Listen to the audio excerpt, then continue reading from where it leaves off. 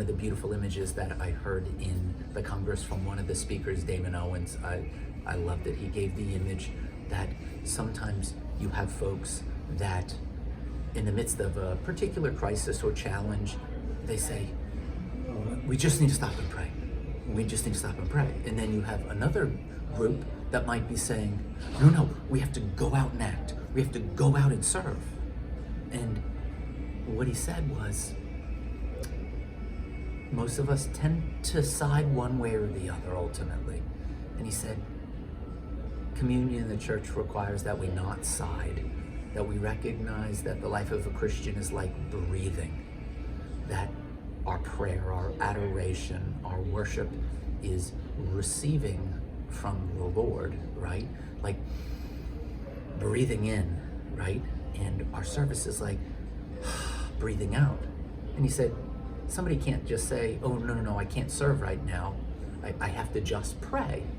He said that would be like someone saying, no, I can't serve. I'm just an inhaler, which, of course he drew a lot of laughter from that. And then, or he said, someone can't say, well, I don't have time to pray.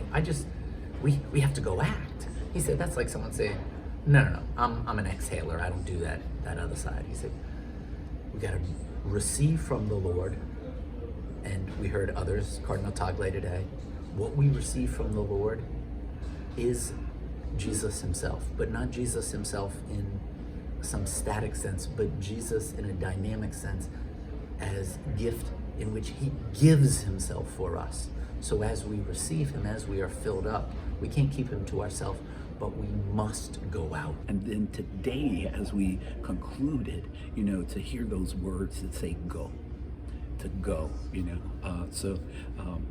to hear that go is 2/3 of God, the word God, right? It just kind of was a great way of just putting it all into context, and then being told that we have to go.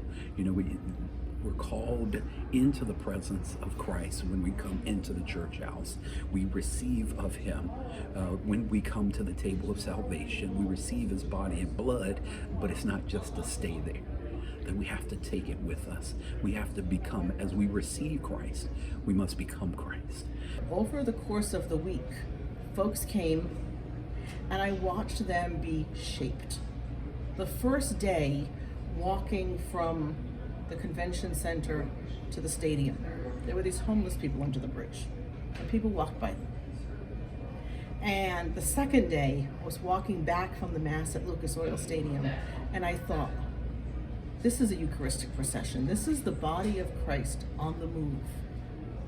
Not the Eucharist as in the sacrament, but the body of Christ as the people of God. This is a Eucharistic procession. We are moving in thanksgiving, coming from Mass, nourished by the Eucharist, still with the body and blood of Christ within us. And we were processing as one body from the stadium to the convention center. The third day, people stopped. And from the third day until today, there was not one time when I walked under that bridge where there were not people, where there were not pilgrims who were sitting there talking to, caring for, bringing food and water, listening to those homeless people that were living under the bridge. And last night, coming back from the final adoration, there was this young woman, and she couldn't have been more than 22 years old, college student, sitting cross-legged on the ground with this homeless man who was just absolutely sobbing in tears. And as I walked by, I heard him say, no one has listened to me like you have. That's the Eucharist. That's right. That is why we receive the Eucharist, to form us into who Christ created us to be.